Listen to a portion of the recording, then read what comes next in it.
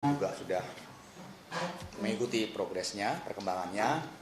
Jadi kemarin saya sudah sampaikan bahwa dari lebih dari 20 personil yang diperiksa, yang dimintai keterangan, baik itu terduga pelaku maupun saksi ya, yang ada di TKP atau yang mengetahui kejadian tersebut.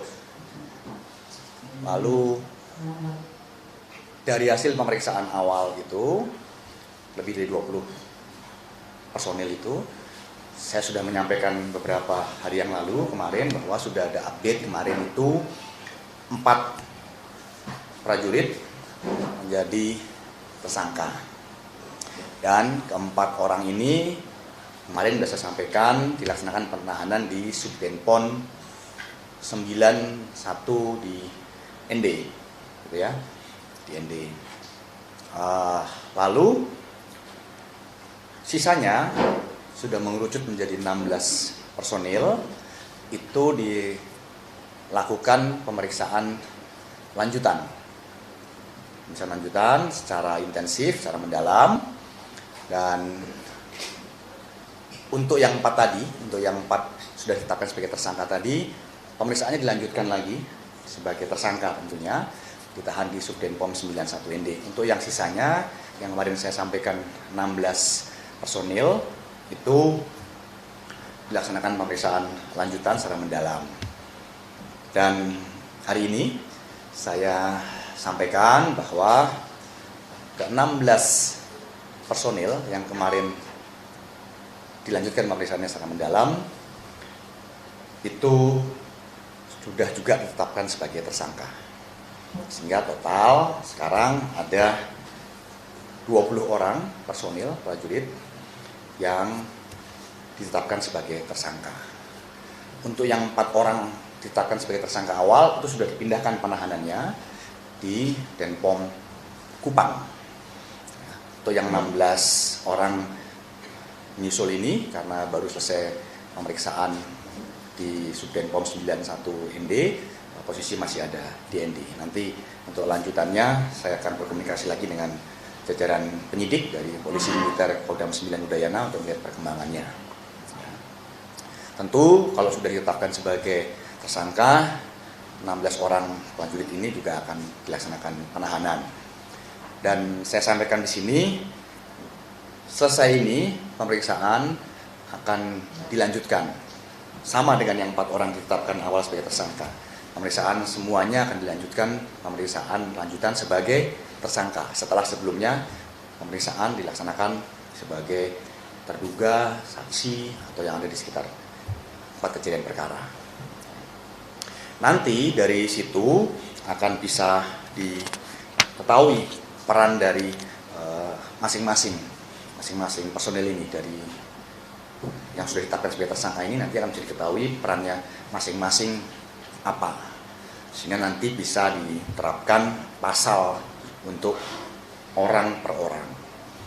Jadi tentu tidak akan sama pasal yang akan diterapkan, di mana nanti ancaman hukumannya juga mengikuti pasal yang diterapkan tersebut tidak akan sama antara orang per orang. Semua akan dilihat sesuai dengan hasil pemeriksaan nanti perannya, porsinya ya, bagaimana di dalam kejadian ini. Dan beberapa pasal yang sudah disiapkan, saya komunikasi dengan penyidik, itu ada pasal 170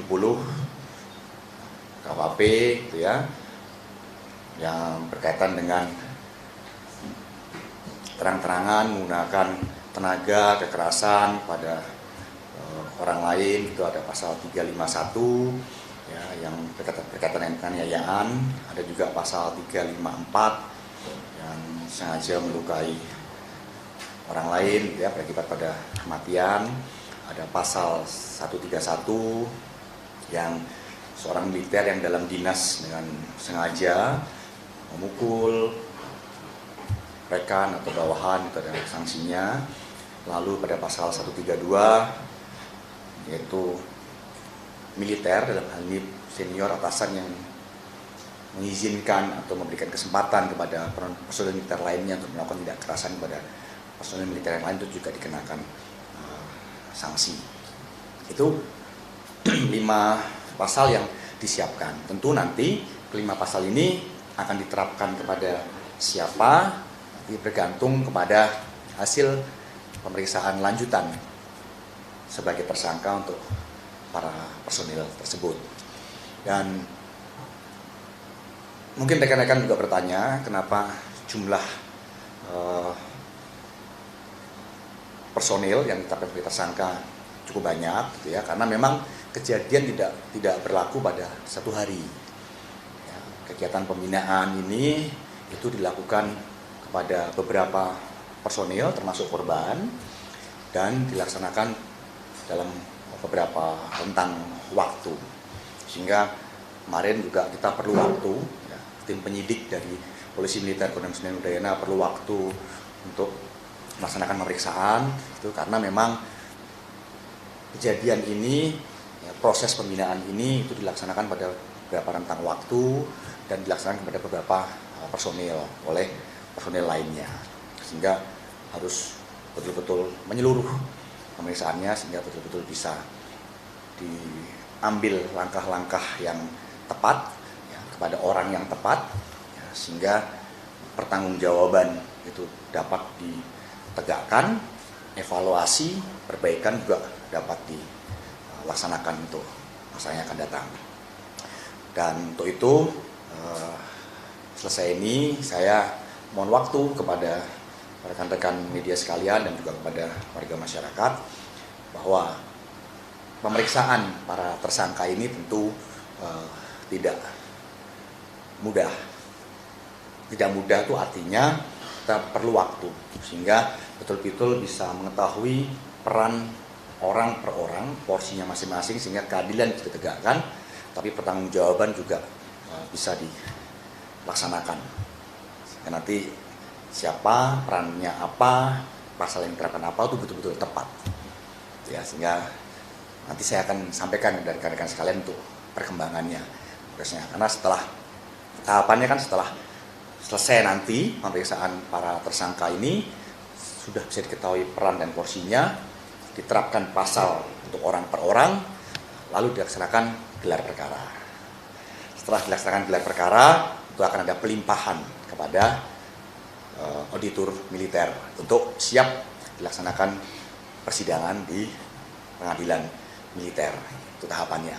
Ya, sehingga sekali lagi setelah ini berikan waktu kepada kami jajaran Tingkatan Darat khususnya dari Polisi Militer Kodam Senen Udayana untuk melaksanakan pemeriksaan para tersangka, ya, supaya semua bisa berjalan dengan baik, ya. Nanti perkembangannya akan kita sampaikan.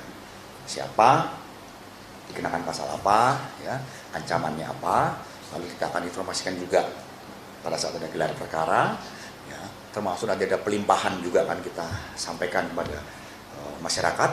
Kita akan terbuka, transparan.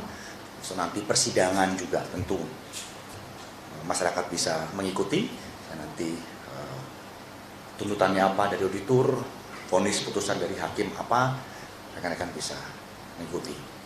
Dan sekali lagi ini merupakan komitmen dari TNI Angkatan Darat untuk menegakkan ketentuan, menegakkan aturan, di mana sudah saya sampaikan bahwa pimpinan TNI Angkatan Darat tidak pernah mentolerir setiap bentuk pembinaan yang di luar kaidah-kaidah yang bermanfaat untuk operasional prajurit, apalagi menyebabkan kerugian personil meninggal dunia.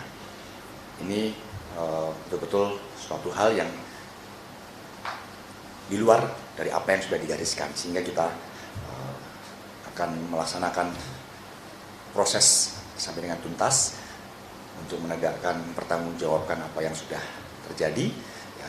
Lalu ini juga bisa jadi bahan evaluasi buat seluruh satuan operasional Tingkatan Darat agar setiap kegiatan-kegiatan pembinaan, ya, tradisi itu dilakukan yang dapat mendukung operasional keberhasilan pelaksanaan tugas prajurit.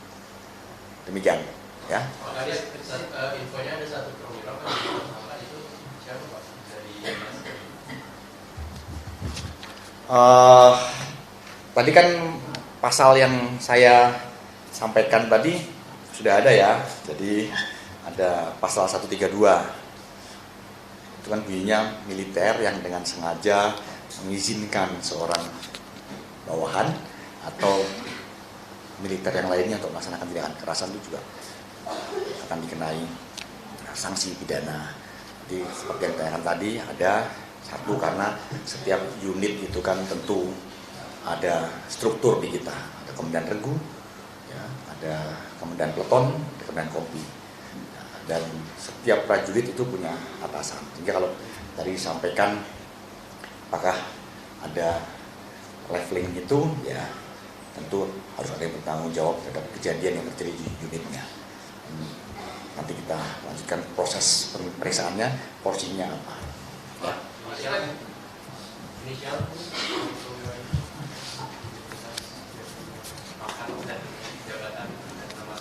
Ya, adalah ya. Setelah 20 orang ditetapkan sebagai tersangka, ini boleh dijelaskan sebenarnya motif dari proyek ini apa sih? Karena banyak isu beredar tentang ini. Itu pertama. Kedua, kan di media sosial juga marak gimana kalau misalkan mas tendanya yang di sana menolak korupsi. Jelasannya sebenarnya apa yang terjadi, Pak? Apakah memang penolakan atau sikap dan tidak? Ini kan bapaknya kan bapak dari korban juga seorang tentara. Nah, gimana cara TNI AD memastikan supaya sosok sang bapak itu tidak terintimidasi dan sebagainya? Karena kan dia cukup viral kemarin menuntut anak-anaknya yang meninggal supaya keluarga dilindungi oleh TNI AD. Gimana? Baik, yang pertama tadi Motif pengeroyokan. saya sudah sampaikan semuanya atas dasar pembinaan. Jadi pada kesempatan ini saya nyampaikan bahwa kegiatan ini terjadi semuanya pada dasarnya pelaksanaan pembinaan kepada prajurit. Jadi cukup saya jelaskan sampai di situ ya, karena tentu kita perlu mendalami beberapa hal yang nanti akan menjadi esensi pemeriksaan terhadap para tersangka. Tapi bisa saya katakan bahwa kegiatan-kegiatan pembinaan prajurit itu yang mendasari suatu hal terjadi pada permasalahan ini.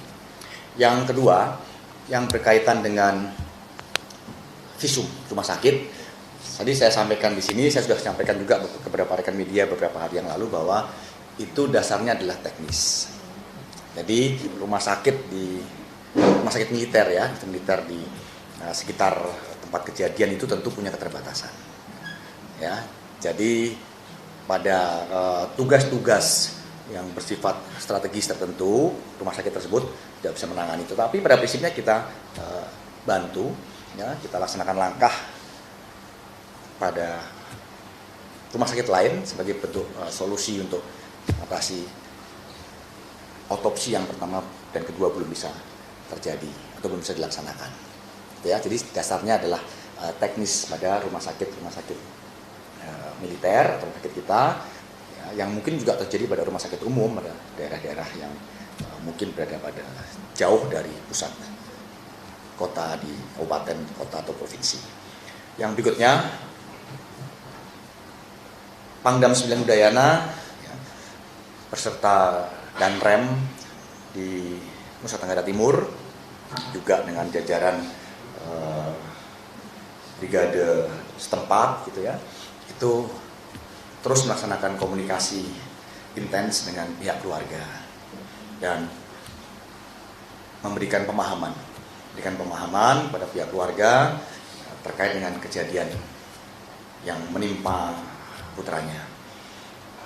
Kita sampaikan bahwa kejadian ini ya memang tidak kita harapkan dan kita sangat sesalkan. Itu dari Pangdam dan Rem juga Komandan Brigade berkomitmen untuk bisa menindaklanjuti kejadian ini ya, sehingga bisa membuat pihak keluarga jelas dan lebih tenang bahwa proses pertanggungjawaban itu dilaksanakan sesuai dengan ketentuan yang berlaku dan dilaksanakan secara terbuka.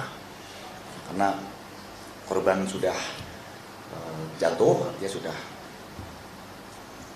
wafat, sudah meninggal dunia, tentu salah satu langkah yang bisa kita lakukan untuk bisa membuat pihak keluarga itu memahami kondisi, menerima adalah bentuk komitmen pertanggungjawaban dari satuan, sehingga warga tahu ya semua ini dipertanggungjawabkan sesuai dengan ketentuan yang berlaku. Dan komunikasi itu terus dilakukan oleh Bapak Pangdam, Bapak Danrem maupun Komandan Brigade terhadap pihak keluarga. Pendampingan juga terus kita berikan. Ya.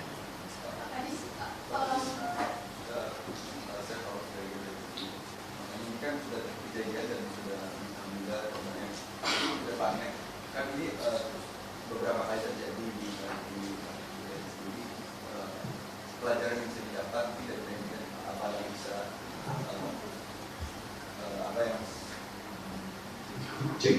apa yang bisa TNI dari tubuh TNI sendiri, TNI AD pelajari dan evaluasi dari kegiatan ini, dan juga himbauan bagi para prajurit-prajurit yang sedang belajar di TNI AD. Terima kasih. Baik, tentu ini sudah menjadi suatu bahan evaluasi bagi TNI Angkatan Darat. Ya.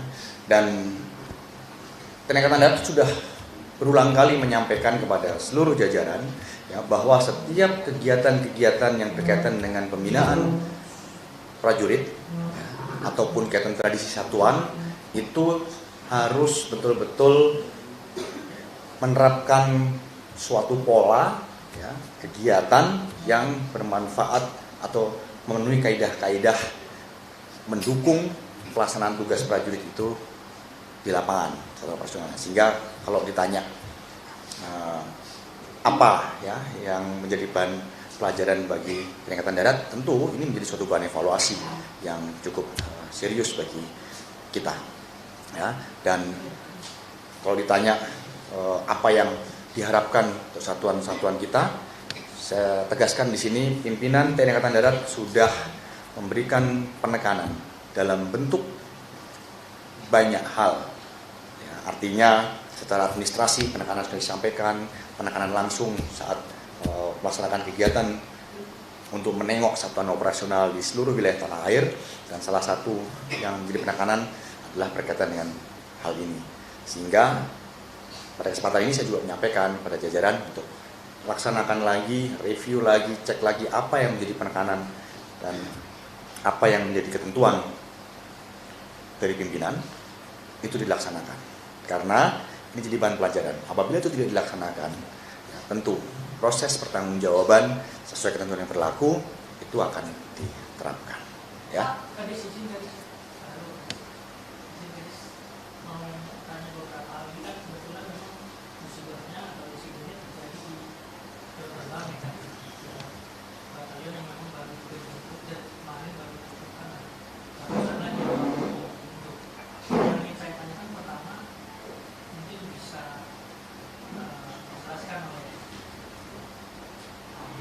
Pak Hadi soal pola rekrutmennya supaya ini tidak terjadi di batalion lain, apalagi kan yang mau dibentuk ini ada ratusan batalion serupa, mungkin juga nanti kelas prajuritnya juga sama, agar tidak terulang mungkin nanti akan ada penekanan apa dari Mabes.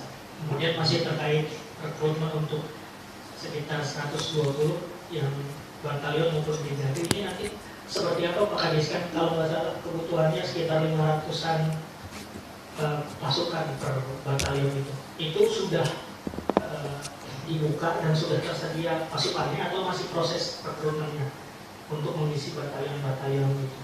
Yang kedua saya ingin tanya soal Kodam baru, mungkin bisa lebih detail Pak Kadis. Kan kalau kemarin disampaikan sama Pak Kapuspen itu sejatinya kodam-kodam itu tidak akan menambah pasukan karena sudah ada Korem mungkin di sana, kemudian pasukan-pasukan organik yang memang sudah tergelar di wilayah yang nantinya di bawah kodam-kodam baru itu. Mungkin bisa dijelaskan dari yang 1, 2, 3, 4, 5, 6 ini itu ngambil pasukannya dari Korem mana atau satuan mana sehingga nanti jadi satu kesatuan di bawah kodam. Sama markasnya juga kan kalau membangun baru harus cari tanah, membangunnya sebagai macam. Ini nanti seperti apa nih supaya bisa langsung operasional, tentunya kan diharapkannya seperti itu kan. Terima kasih dari sini. Baik. Berkaitan dengan kejadian yang terjadi di NTT itu tidak ada masalah dengan rekrutmen. Artinya pola proses rekrutmen sudah berjalan dengan baik, ya, sesuai dengan norma-norma yang sudah digariskan untuk menjadi prajurit TNI secara umum dan TNI Angkatan Darat itu normanya apa, dari sisi fisik, kesehatan, psikologi, ya, dari mental, ideologi. Jadi saya tegaskan tidak ada permasalahan terkait dengan rekrutmen. Yang berikutnya yang berkaitan dengan untuk satuan baru, ya, satuan baru tadi ditanyakan bagaimana rekrutmennya, apakah baru atau sudah ada prajuritnya, ya. Jadi saya sudah sampaikan pada konferensi pers sebelum apel kehormatan bersama dengan jajaran Kepala Dinas Penerangan masing-masing matra bahwa itu nanti mix, ya. Karena rekrutmen itu kan setiap tahun ada. Nanti dari rekrutmen yang dilaksanakan setiap tahun itu, ya, baik ada pengembangan organisasi atau tidak ada pengembangan organisasi, setiap tahun kita melaksanakan rekrutmen. Nah, nanti hasil rekrutmen satuan atau personel-personel baru itu akan dimix dengan personel-personel yang sudah existing, yang ada di satuan-satuan operasional. Karena tidak mungkin juga suatu satuan baru itu semua berisi personel baru.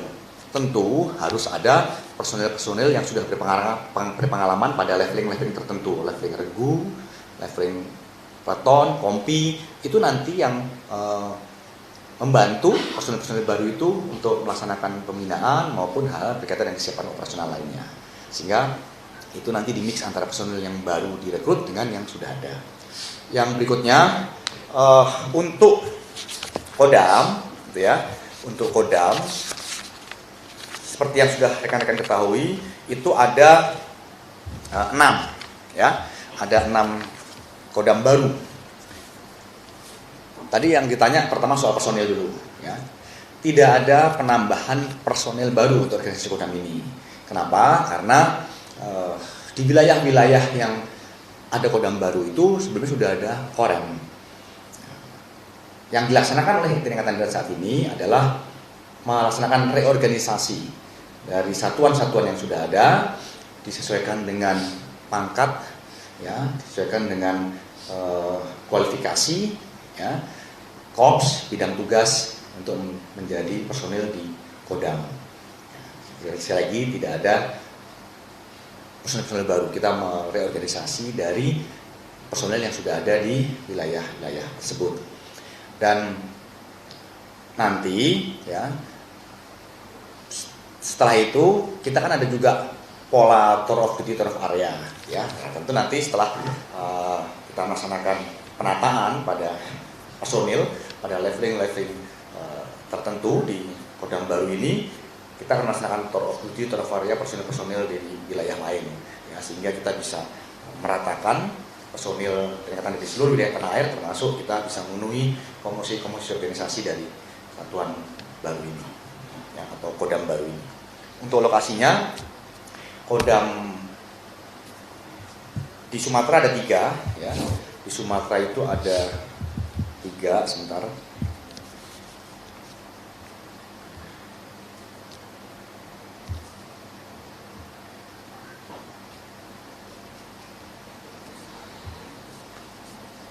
Yang pertama di Riau, Kodam yang membawahi wilayah Riau dan Kepri, itu Kodamnya di Provinsi Riau. Lalu yang kedua, Kodam yang membawahi Provinsi Sumatera Barat dan Jambi, nanti Kodamnya ada di Sumatera Barat. Lalu yang ketiga, Kodam yang membawahi wilayah Provinsi Lampung dan Bengkulu, itu nanti Kodamnya ada di Provinsi Lampung. Yang berikutnya di Kalimantan ada 1 Kodam yang membawahi Provinsi Kalimantan Selatan dan Kalimantan Tengah, itu Kodamnya nanti ada di Kalimantan Tengah. Di Sulawesi ada 1 Kodam yang membawahi wilayah Sulawesi Tengah dan Sulawesi Barat, Kodamnya ada di Sulawesi Tengah. Lalu di Papua ada 1, yaitu Kodam yang membawahi wilayah Papua Selatan, Kodamnya ada di Merauke. Dan tadi ditanyakan untuk Makodam, perkantoran, pangkalan, semuanya sudah disiapkan dalam proses, ya, sudah berjalan. pembangunannya, penyiapannya, karena rencana ini sudah lama dikomunikasikan termasuk dengan pemerintah daerah, ya, sehingga Kementerian Pertahanan, TNI, TNI Angkatan Darat itu berkolaborasi dengan pemerintah daerah berkaitan dengan pengembangan organisasi ini. Ya, karena manfaat dari pengembangan organisasi ini itu yang pertama memang esensinya berkaitan dengan doktrin pertahanan kita, yaitu Sisarkan Prata, dan juga konsep pertahanan pulau-pulau besar.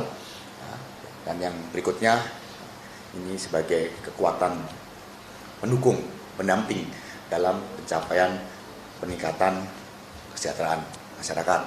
Dan sehingga kegiatan pengembangan organisasi ini kita juga berkolaborasi dengan semua stakeholder yang terkait. Oke? Pak, jadi kalau saya terkait dengan tadi kan mengapa jumlah personil cukup banyak itu karena ada pembinaan dan dalam rentang waktu. Nah, boleh dijelaskan itu pembinaannya berapa lama dan juga apakah itu memang berarti korban dianiaya berhari-hari atau bagaimana sih Pak? Itu nanti kita sampaikan progres setelah pemeriksaan ya. Nah, artinya kegiatan pembinaan yang berjalan di TNI itu kan dilaksanakan setiap hari ya. Ada pembinaan fisik, ya, ada pembinaan kesehatan, kita ada pembinaan mental. Jadi tidak pada rentang waktu tertentu 1 minggu, ya tidak. Jadi pembinaan itu dilaksanakan terus-menerus, ya, untuk meningkatkan kemampuan, ya. Lalu juga untuk menyiapkan prajurit itu setiap saat siap melaksanakan tugas. Nah, nanti yang ditanyakan itu maksud menjadi esensi yang akan dicoba dilihat konstruksinya, ya, pola-pola bagaimana yang menyebabkan kejadian atau korban bisa wafat. Jadi ada kemungkinan berhari-hari Pak kalau bisa. Iya, tapi kan tidak mungkin juga berhari berturut-turut itu tidak. Karena Berapa kali gitu? ya, karena di kita ini kan juga menurut sistem pengawasan, ya, pengendalian dari unsur pimpinan, gitu kan ya. Jadi sangat tidak mungkin kalau itu berturut-turut, ya.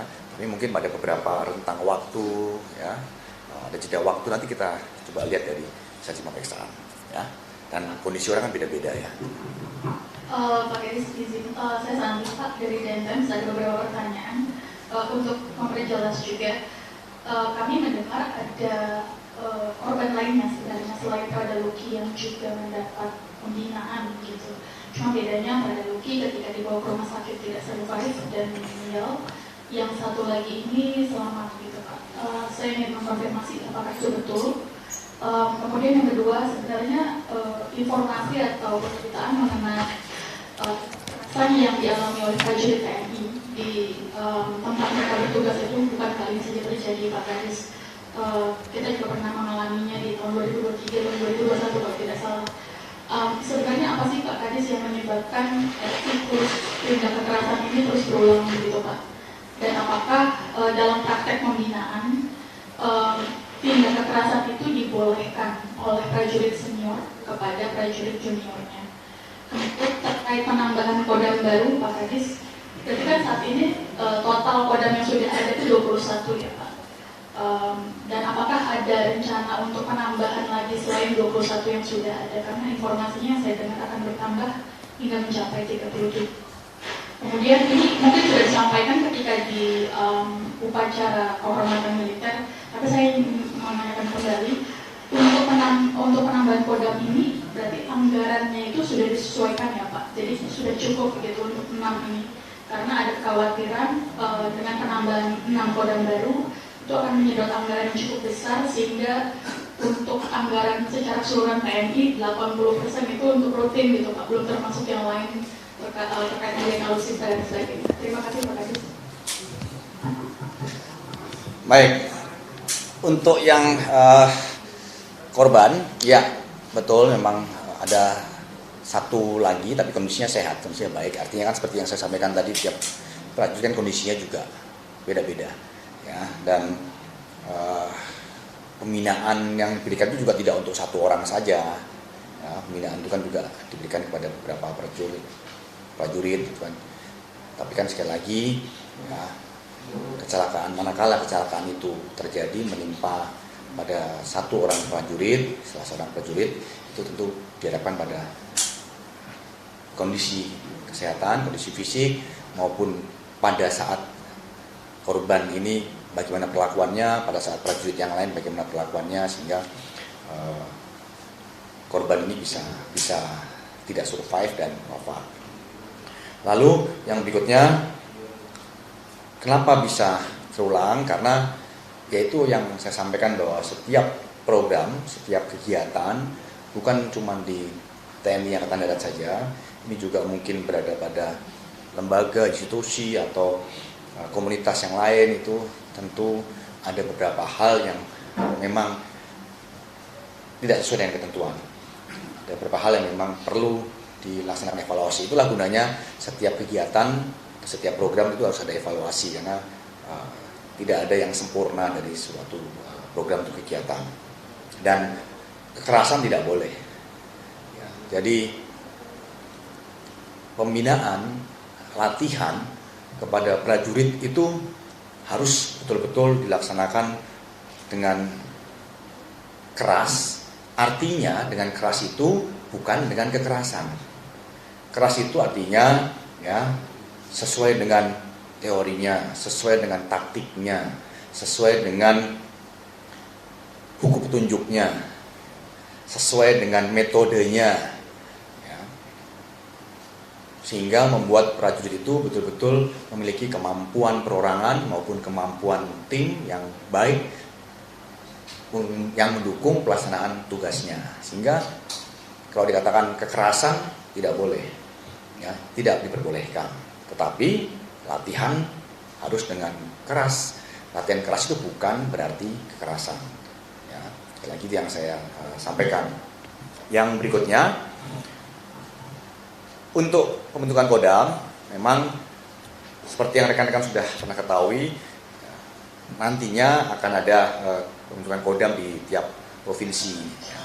Sehingga yang 6 Kodam ini adalah untuk tahun ini, dan tahun berikutnya itu ada registranya, ada konsepnya yang tentu nanti akan diproses lebih lanjut. Ya.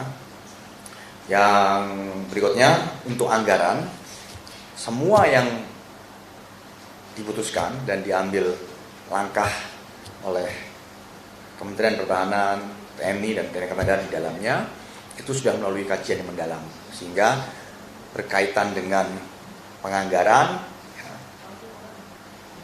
program pengembangan organisasi ini tentu sudah juga dikomunikasikan dengan stakeholder kementerian lembaga terkait, sehingga tidak perlu ada kekhawatiran yang berkaitan dengan poin penganggaran. Ya, demikian. Itu dari CPP, Pak. Saya itu dari CPP, Pak. Ingin nanya Pak Wahyu soal adanya informasi calon bintara Angkatan Darat tadi pagi itu meninggal dunia di Bandung atas nama Muhammad Tehan. Informasinya seperti apa ya, Pak? Itu penyebab meninggalnya karena apa atau kronologisnya seperti apa? Itu calon ya. Calon bintara. Kalau calon mungkin bisa ditanyakan ke setempat ya. Artinya kalau calon belum dibawa tanggung jawab kita. Ya. Jadi calon itu kan masih kembali ke rumah orang tuanya. Ya. Cuman dalam proses rangkaian tes gitu ya. Sehingga kita tidak punya datanya, kita tidak punya kronologis atau informasinya, karena yang bersangkutan adalah calon. Yang bersangkutan belum menjadi prajurit TNI, sehingga banyak kemungkinan yang menyebabkan yang bersangkutan bisa mengalami hal tersebut yang mungkin bukan tanggung jawab kita, sehingga coba bisa dikomunikasikan dengan aparat wilayah setempat, komunikasi dengan pihak keluarganya. Ya.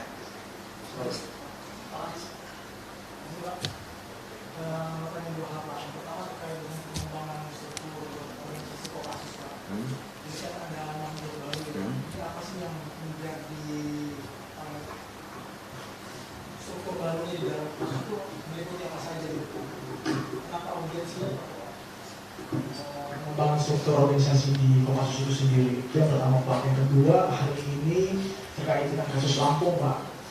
Kopda Bastasya itu dijatuhi vonis hukuman mati. bagaimana tanggapan Mabes Angkatan Darat terkait dengan vonis tersebut, dan kemudian jika nanti kasus tersebut telah inkrah, apakah eksekusinya juga masih dilakukan oleh pihak TNI atau memang mengikuti putusan, di mana juga vonis tersebut juga menjadi putusan pemecatan dari dinas militer, Pak, artinya di sipil. Jadi antara eksekusinya itu kalau inkrah di militer atau di sipil gitu, Pak, terkait dengan kasus itu. Terima kasih.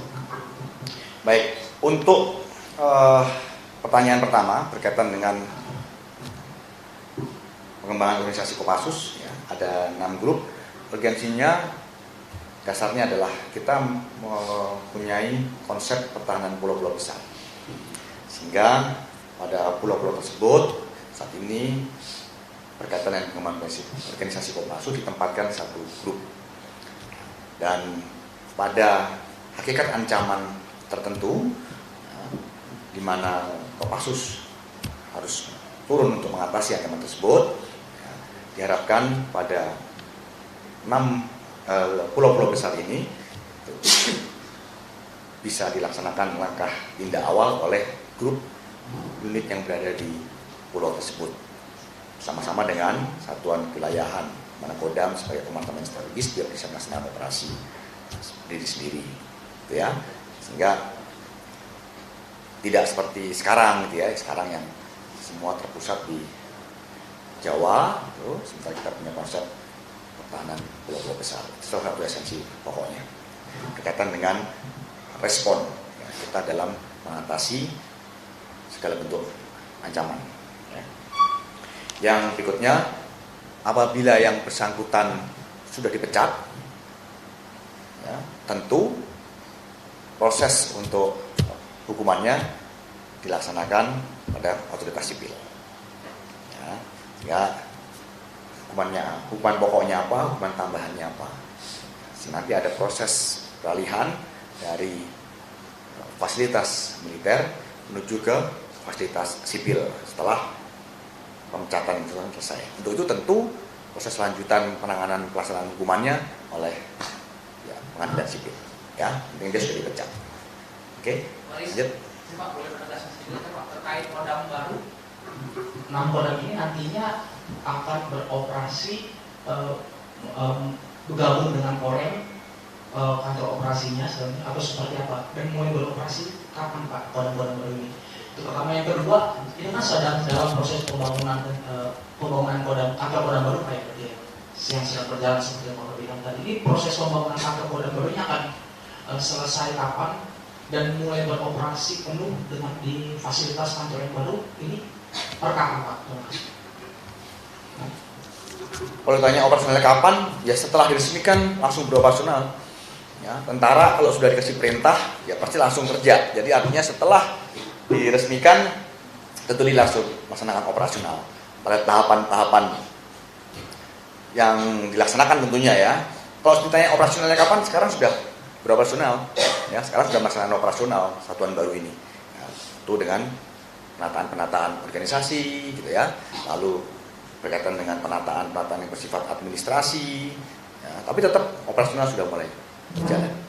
Terus untuk berkaitan dengan pembangunan fisik, ya, untuk markas Pangkalan sudah ada yang jadi. Contoh Kodam yang di Kalimantan Tengah sudah jadi makodamnya. Ya, sekarang adalah proses pembangunan gedung-gedung atau perkantoran pendukung. Lalu Kodam yang di wilayah lain itu proses pembangunannya sudah mulai berjalan, sehingga diharapkan akhir tahun ini secara fisik, gitu ya, secara fisik itu sudah selesai, ya, selesai, tinggal penyempurnaan.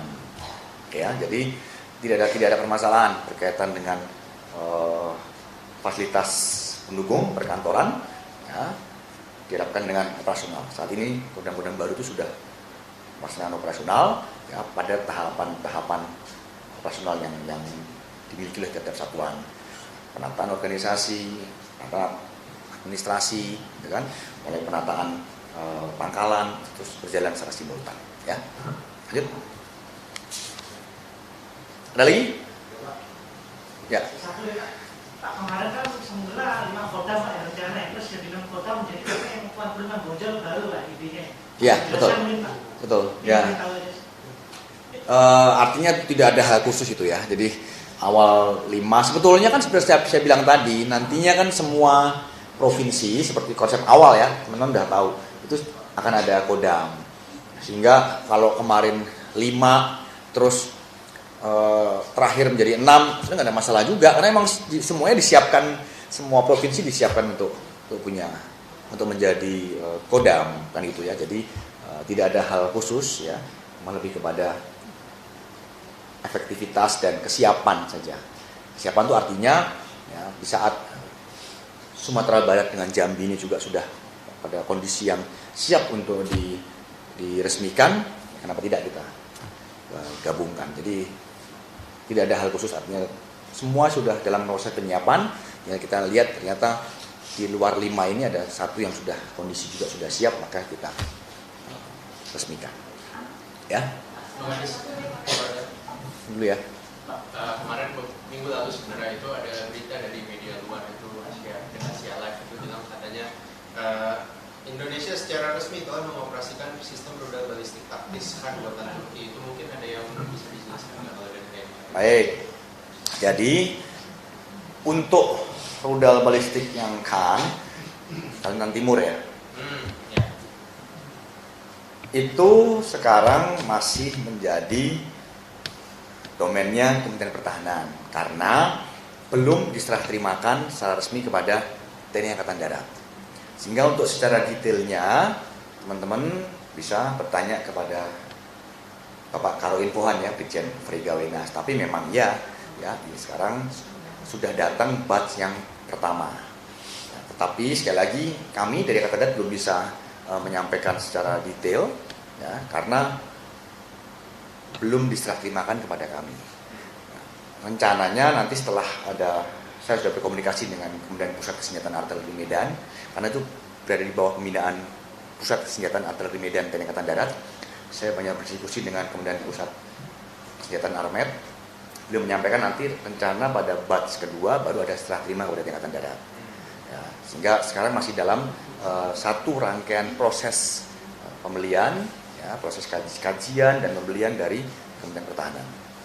Nanti silakan ditanyakan untuk detail teknisnya ke Kementerian Pertahanan.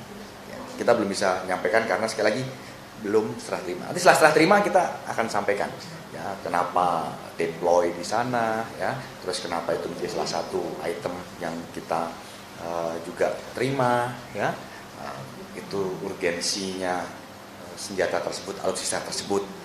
Diharapkan dengan tadi saya bilang sistem doktrin Sishankam rata kita dan konsep pertahanan pulau-pulau besar kita apa itu nanti setelah terima. Sebelum setelah terima kemhan dulu. Oke ya? Karena saya mau menegaskan tadi kan Pak sempat bilang terkait dengan baru itu motif dan diperkarakan pembinaan, dan tadi kan juga dilakukan juga secara tidak langsung hari itu misalnya segala macam. Nah, terkait dengan luka yang didapat si tadi ini hasil sementara itu apakah memang ada dipendam tumpul atau hanya sholat segala macam, dan sama tidak ada alat ya, nggak ada alat, lebih kepada menggunakan anggota badan tangan ya. Kalau barang bukti ada yang Tidak ada, artinya tidak ada penggunaan alat tertentu, tidak ada. Ya. Ada CCTV-nya nggak? Mungkin waktu kejadian. Ada saksi. Kan sudah saya bilang tadi, yang ditanya dari IDN tadi menyampaikan ada juga beberapa personil yang survive. Ya, itu CCTV yang paling mahal kan itu. Ya. Oke, lanjut.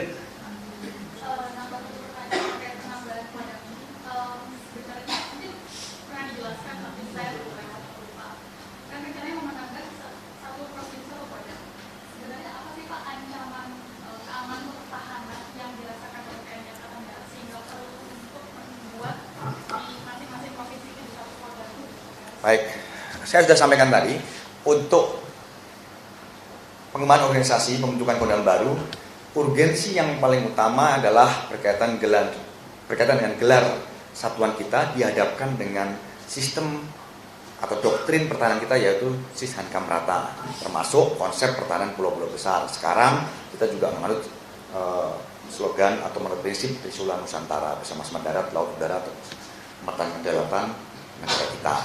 Jadi esensinya berkaitan dengan support mendukung dari doktrin pertahanan kita dan konsep pertahanan yang kita miliki. Ya. Lalu, ya, dari poin itu diharapkan TNI Angkatan Darat itu memiliki kecepatan dalam merespon hal-hal yang berkaitan dengan isu pertahanan. Dengan konsep gelar yang merata, menyebar di seluruh wilayah tanah air, dihadapkan setiap bentuk ancaman yang terjadi di setiap wilayah atau di setiap jengkal wilayah negara Kesatuan Republik Indonesia, TNI Angkatan Darat sebagai salah satu komponen utama pertahanan negara itu bisa merespon dengan cepat. Karena berkaitan hal tersebut itu atau berkaitan dengan hal itu komponen pendukungnya banyak. Rantai komando, ya kan? Lalu berkaitan dengan pergeseran pasukan, ya. Belum kita bicara berkaitan dengan support logistik, ya.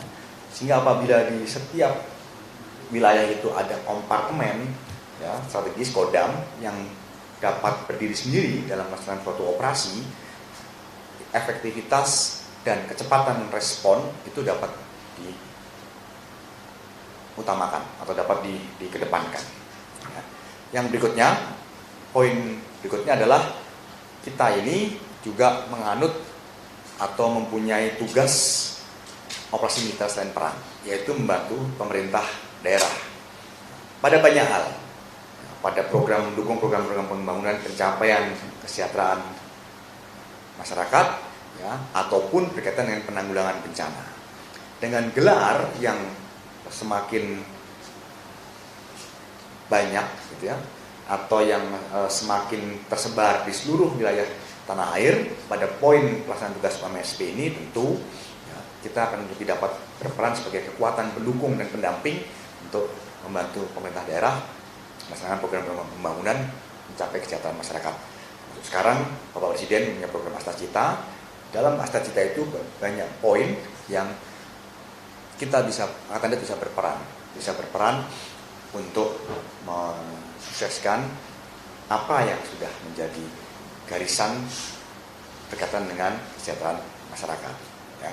Ruang-ruang kosong yang pemerintah daerah belum masuk karena keterbatasan program, keterbatasan tahapan waktu, ya, disitulah TNI Angkatan Darat bisa mengambil peran sebagai kekuatan pendamping dan pendukung sehingga membantu pemerintah daerah. Intinya kesejahteraan masyarakat bisa tercapai. Itu poin berikutnya setelah esensi pokok berkaitan dengan poin pertahanan. Ya, cukup? Apa Mbak Edna?